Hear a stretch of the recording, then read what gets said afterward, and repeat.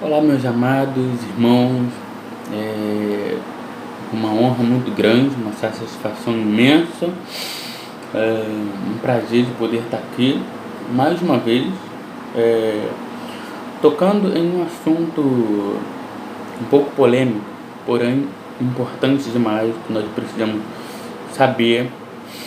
E essa madrugada eu gravei, era 3 horas da manhã, eu gravei uma mensagem falando sobre o poder da profecia na antiga aliança, né? E tem um outro vídeo também, fui visitado pelo Joel Índio, um profeta de Deus, homem de oração, que eu gravei também, dando um testemunho sobre a visão que eu tive com ele. E para minha alegria, eu senti compungido por Deus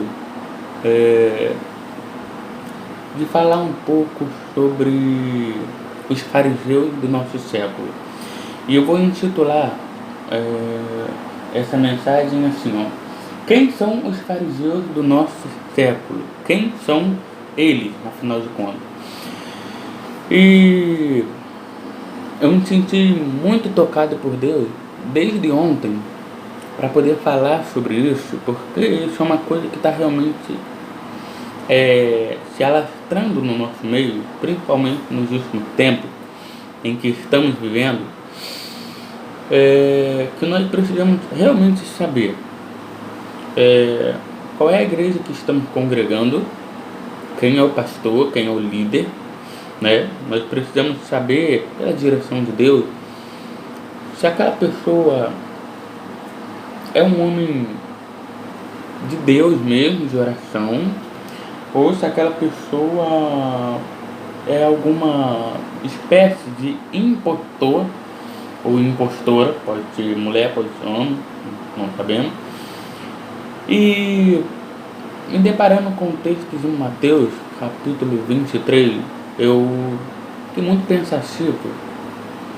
Falei, afinal de contas, Jesus, o que ele quis dizer com isso é que ele estava deixando uma mensagem genuína do reino de Deus aos nossos corações, denunciando, decretando o comportamento dos fariseus e quem são eles, e para que você não seja enganado ou enganada, você que está aí nos assistindo, talvez você nunca ouviu assim alguém falar dos fariseus a respeito deles dessa forma. Talvez você não viu alguém falar deles abertamente, porque as pessoas não vão querer perder membresia, não vão querer perder cargo, ministério, principalmente ovelhas, por pregarem a verdade. Eles não vão querer perder, né? Então você sabe disso. Então, me deparei com um texto de Mateus que Jesus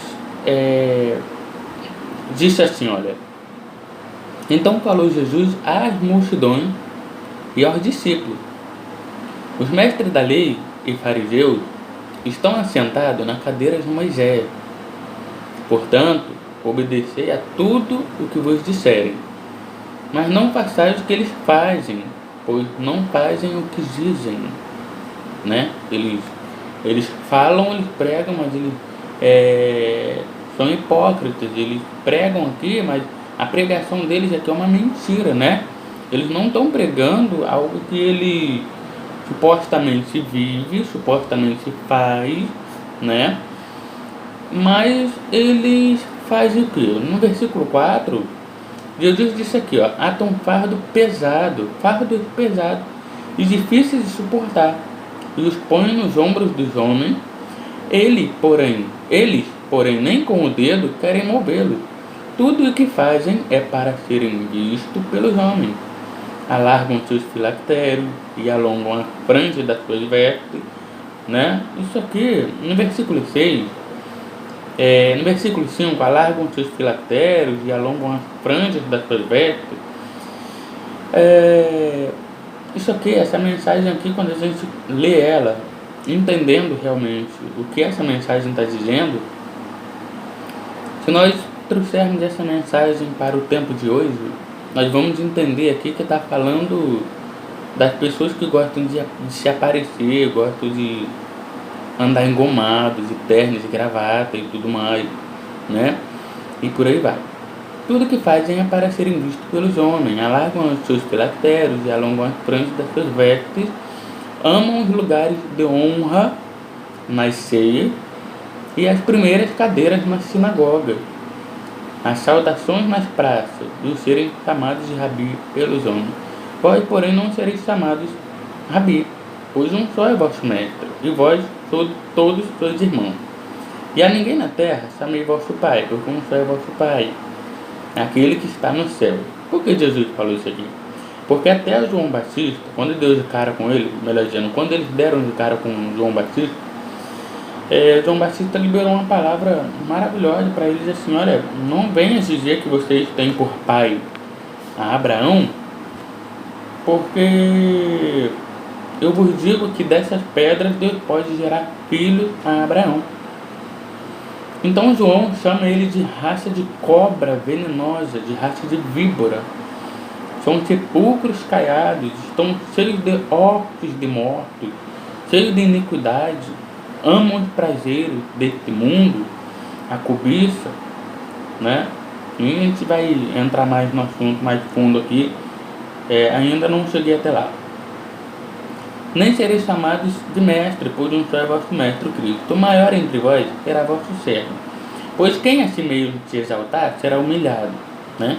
Um fariseu, um raça de víbora, um mestre da lei, um hipócrita, saduceus, eles gostavam muito de se exaltar. Eles gostavam muito de aparecer, né? Eles viviam de aparência, né? E quem a si mesmo se humilhar será exaltado. Ai de vós, mestre da lei, de fariseu de hipócrita, fechais o reino dos céus aos homens. Vós mesmos não entrais, nem deixarem entrar os que querem. Ai de vós, mestre da lei de hipócrita, devorais as casas das viúvas, sob desculpa de prolongadas orações, por isso sofrerei mais rigorosamente. E aqui no contexto, Jesus dá uma coça neles, Jesus arrebenta com os fariseus. E Jesus arrebenta com eles. Tem alguns textos que aconteceu com Jesus, né? Aconteceu com João. João disse aqui, Mateus capítulo 3. E vendo ele muito dos fariseus e saduceus que vinham ao seu batismo, disse-lhe: raça de víbora, raça de cobra venenosa, quem vos ensinou a fugir da ira futura? Mateus 5:20. Porque vos digo que, se a vossa justiça não exceder a dos escribas e fariseus, de modo nenhum entrareis no reino dos céus. Jesus falou de justiça, Jesus falou de palavra, de força, de discernimento, sabedoria do Espírito Santo. Mateus 9:11. E os fariseus, vendo isso, disseram aos seus discípulos: por que come o vosso mestre com os publicanos e pecadores? Essa passagem aqui, os fariseus escandalizaram quando Jesus foi jantar na casa de Mateus. E Jesus senta na mesa, tem aquela história ali, e eles ficam tão apavorados com aquilo que eles disseram: poxa, Jesus é santo e agora ele está comendo com os pecadores, com os cobradores de impostos. O que está acontecendo? Então eles perguntaram. E aí Jesus falou para ele: olha, misericórdia quero, e não holocausto, não sacrifício, eu quero misericórdia. E Jesus dá uma palavra para ele, na cara deles, e fala assim: vai, aprende o que significa misericórdia quero e não sacrifício, não holocausto, né? Aí em Mateus capítulo 9:14, então chegaram ao pé dele os seus discípulos, os discípulos de João, dizendo: por que jejuamos nós, os fariseus, muitas vezes, e os seus discípulos não jejuam? Qual foi a resposta que Jesus deu para ele? Jesus deu a resposta dizendo que ele era o noivo e que os apóstolos eram os convidados para a ceia, para a boda do Cordeiro. E Jesus libera uma palavra linda e maravilhosa. Pode os convidados estar triste enquanto o noivo está com ele? Não, né? Aí Jesus dá uma palavra linda e maravilhosa acerca da sua ascensão, da sua subida ao reino do Pai, de volta. Quando ele volta para o Pai dele, ele fala exatamente disso. Ele fala assim, dias virão em que o noivo será tirado, então vocês poderão jejuar, né? Porque o noivo será tirado, né? Então Jesus fala sobre isso, né? Agora vamos ver a importância de quem são os fariseus do nosso século. Vamos ver como eles se comportam. Primeiro, eles enfatizam as palavras isoladas, né? Eles não pregam a verdade do jeito que ela é, para que as pessoas não se convertam, né? E eles querem manipular, querem a mamata, né? Eles se escondem atrás do pecado, eles amam as cadeiras atrás da sinagoga, as principais cadeiras atrás da sinagoga, os banquetes, né? Eles montam uma rodinha lá de comida lá na igreja e eles amam os banquetes, né? Vamos lá. Primeiro comportamento dos fariseus. Gostam de se embelezar com ternos e gravatas e de uma cadeira atrás do altar. Eles gostam disso. Fariseus gostam de cadeira atrás do altar, gente. Não tem para onde correr. Então, você vai ter que pegar o texto de Jesus e rasgar, porque Jesus falou, na cadeira de Moisés, vocês assentam, né? Vocês estão assentados na cadeira de Moisés. Foi o próprio Jesus quem disse isso daqui. Gostam de enfatizar o dinheiro e a ganância pelas coisas terrenas. Os fariseus do nosso século, eles gostam muito de enfatizar também o livro de Malaquias. E alguns deles, por incrível que pareça, eles tentam disfarçar, mas eles não conseguem. De uma forma ou outra, mais cedo ou mais tarde, alguém acaba dizendo: se você não der os dízimos, se você não der oferta, você vai ser amaldiçoado. Gente, isso não tem respaldo bíblico, né? Eu nunca vi na Bíblia Deus pedir dinheiro, né? Deus não é um Deus carrasco. E também Ele não é um Deus miserável.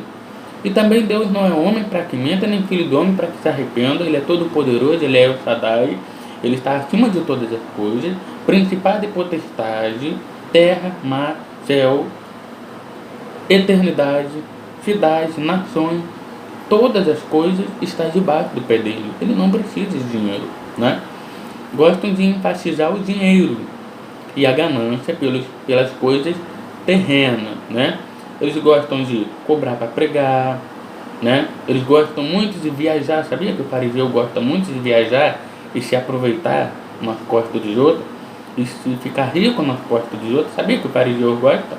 Os fariseus, eles gostam muito de cobrar para pregar nos momentos das suas viagens. Ou seja, o cara paga a passagem dele e ele ainda cobra mais um dinheiro para poder pregar a mensagem. Olha, eu vou para Bahia, mas quando chegar aí, 20 a 15 mil, tá? Para me pregar, tá bom?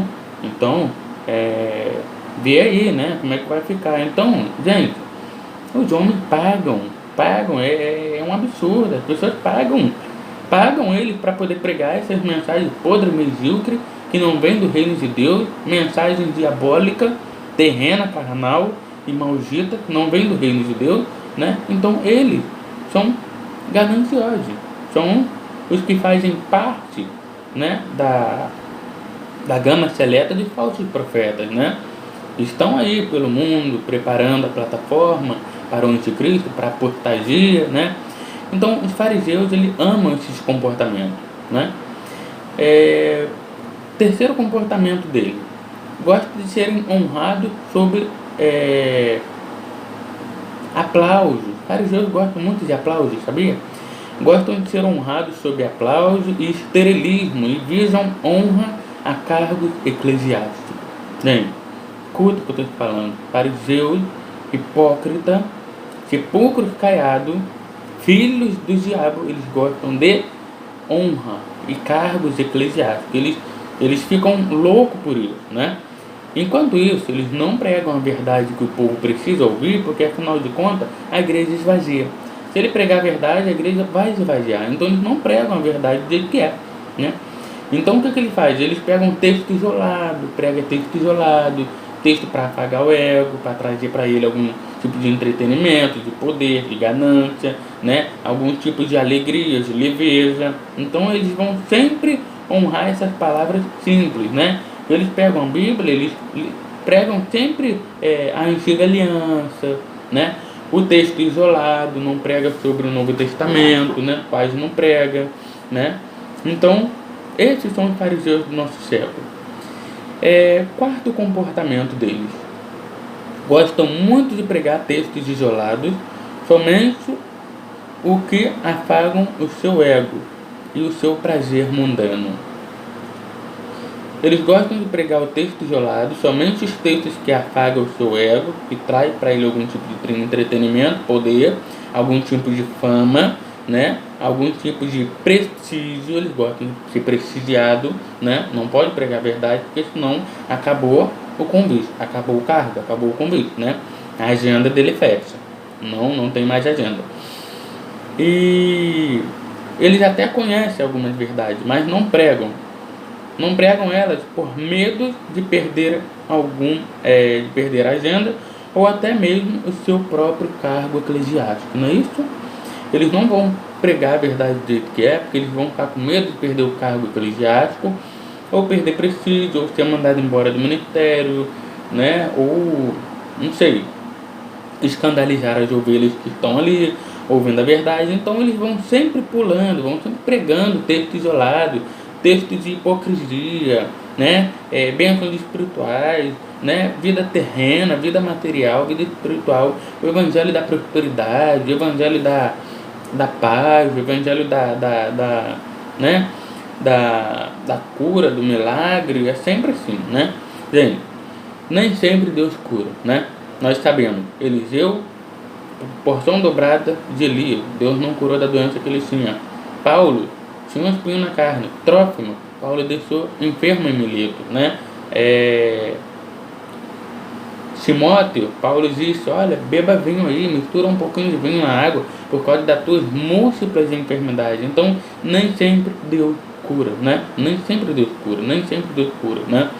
Nós vemos muitas passagens acontecendo, né? Nem sempre Deus cura.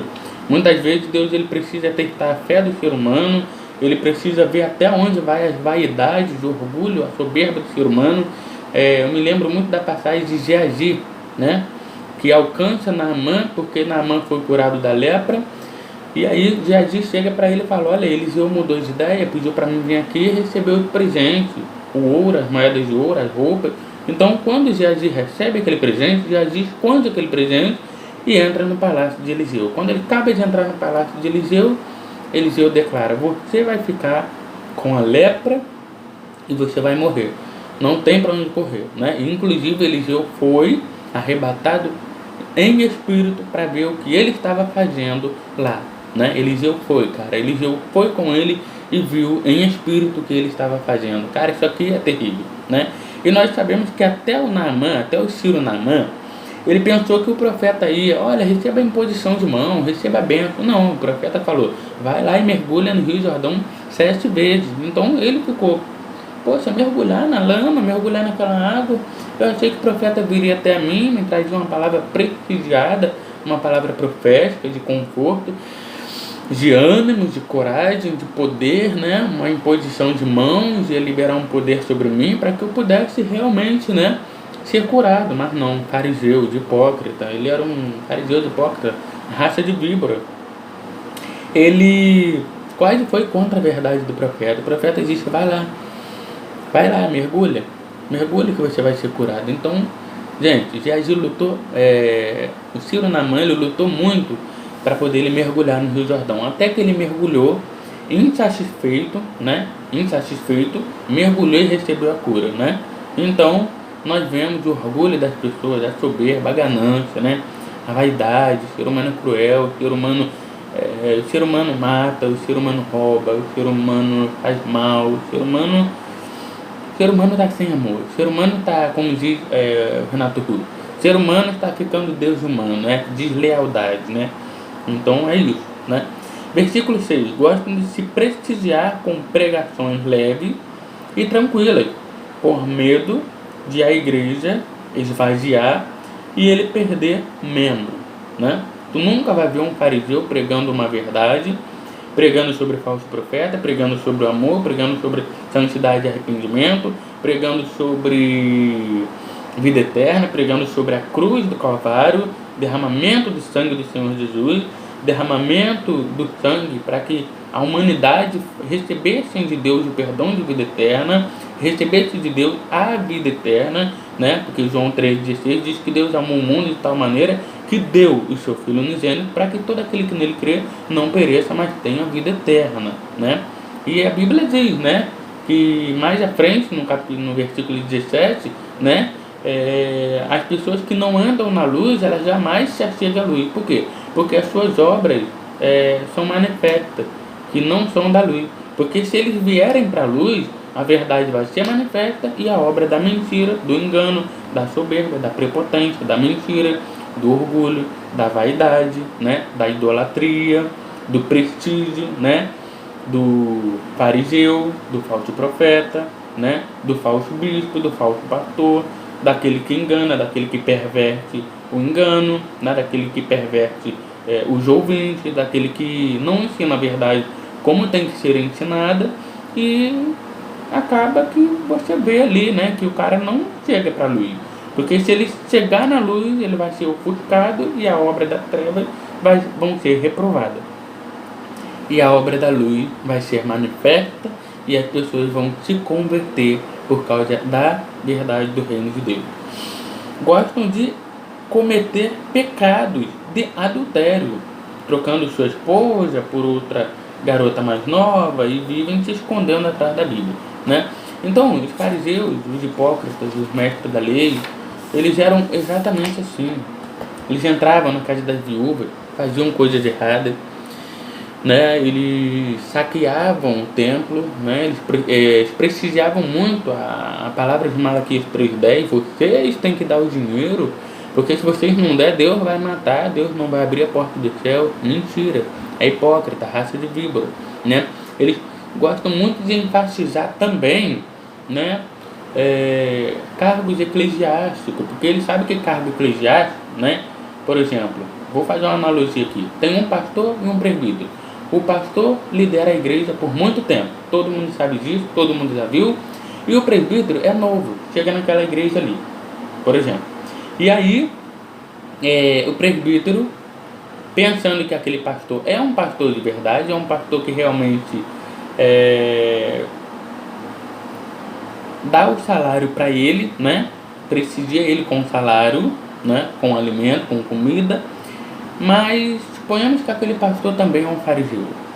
E o que acontece? Aquele presbítero começa a ficar frustrado e fala: será que Deus quer que eu fique aqui? Porque o pastor não me precisa com salário, né? O pastor não me honra com salário. Fariseu, raça de víbora, hipócrita, está ali só por causa do salário, porque sabe que tendo cargos ministeriais, cargos eclesiásticos, vão ter direito a salário. Gente, isso aqui não tem respaldo bíblico. Não tem respaldo bíblico, né? Paulo disse que ele não recebia a oferta da igreja. Paulo diz que as pessoas voluntariamente abençoavam o ministério dele porque se sentiam tocadas e sensibilizadas pelo Espírito Santo, e simplesmente abençoava a obra, abençoava a vida de Paulo ali, né? Sustentava, dava uma força para Paulo ali. Mas tu não vê Paulo pregando heresia, você não vê Paulo pedindo dízimo, você não vê Paulo pedindo oferta, você não vê Jesus fazendo isso, você não vê Pedro. Aliás, Jesus fala que digno é o trabalhador do seu alimento. Aí ele pega a palavra trabalhador do seu alimento e transporta para salário. Digno é o trabalhador do teu salário. Jesus não enfatizou dinheiro ali. Jesus enfatizou um alimento necessário a cada dia que você faz obra. Por isso Jesus falou: quando você entrar na casa de pai, deixa sobre ela a vossa paz, fica lá até que vocês se retiram, né? Porque a casa é digna, né? Se vocês pregarem a verdade do jeito que ela é, as pessoas vão ver que vocês pregam a verdade e vão ajudar vocês, né? Eles vão sustentar, vão te dar um alimento, um prato de comida, um pão sobre a mesa, um café da manhã, um almoço, uma janta, uma fruta, né? Uma sobremesa, né? Eles vão fazer algo de bom por você, pode ficar tranquilo. Então Jesus enfatiza ali o alimento, digno é o trabalhador do seu alimento. E os fariseus do nosso século, os que estão corrompidos pela a ganância e pela vaidade, pela soberba e pela loucura, eles falam o quê? Não, digno ao trabalhador do teu salário. Ele pega a palavra comida, que é alimento, e muda para salário. Olha só que coisa terrível, né? Então, fariseus do nosso século, eles estão fazendo exatamente isso. E essa palavra é para que você desperta, para que você ganhe um ensinamento do reino, para que você realmente não seja pego de surpresa como uma armadilha naquele grande dia. Para que você possa expandir os seus horizontes, receber de Deus uma capacitação, um discernimento do Espírito, né? Para que então a graça de Deus possa alcançar o teu coração a cada dia, né? Gente, você não vai ver um fariseu, alguém pregando a verdade, você não vai ver, né?